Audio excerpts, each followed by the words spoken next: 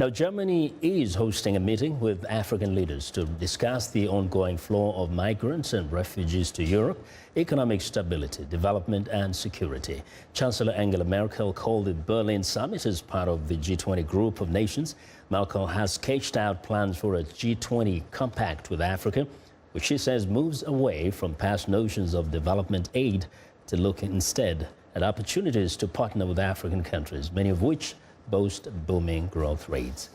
Now, for more on the Germany Africa Summit, reporter Petra Zlatewska joins us live via Skype from the German capital, Berlin. Petra, welcome. And we know that Chancellor Angela Merkel, on a trip to Ethiopia last year, in fact, promised to make Africa a priority for Germany's G20 presidency in 2017. She has obviously kept her promise. Tell us more about our key goals in convening the G20 Africa Summit.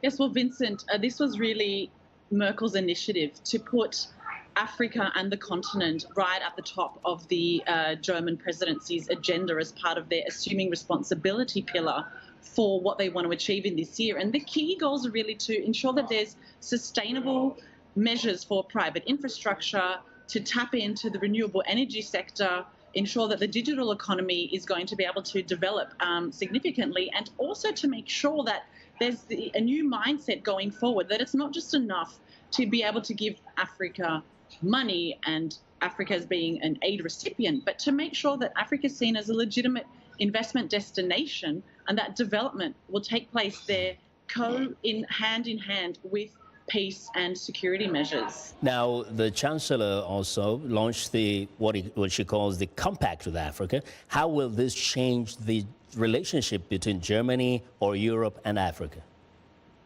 Well, yes, Vincent, this Compact for Africa stems from the African nations themselves, their wish for the Agenda 2063 to make sure that there's this overriding sustainable approach to investment, job creation, and making part of that commitment is ensuring that Germany is on board. And there's 7 African nations who've signed up to this compact with Africa. So it's not the compact for Africa, but Africa is a key partner in its own future. And we see the IMF is also part of this, as well as the African Development Bank and the World Bank, as well as another key party to this compact.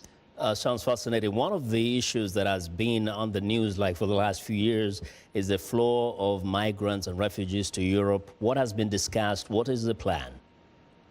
Well, yes, one of the core flaws of the current model between the EU and the G20 in dealing with Africa is just throwing money at Africa. And now there's had to be a rethink, and this is what Merkel has emphasized, in order to make sure that these refugees and migrants aren't leaving the continent, that there's not this brain drain of young people, that the economy and development needs to be stimulated sustainably back at home, and to encourage young people to stay, and that their prospects for employment are high, and that they don't need to leave because they feel that they've got no future. Mm-hmm. Now, very quickly, the issue of gender equality was also on the table. What has been discussed up to this point?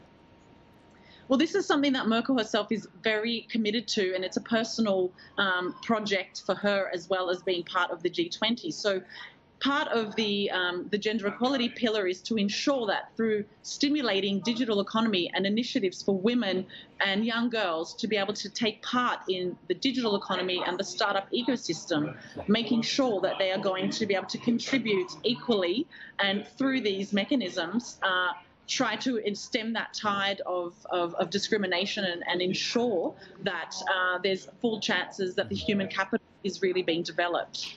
Petra, thank you. Danke schön. Good night. Thank you very much. Good night.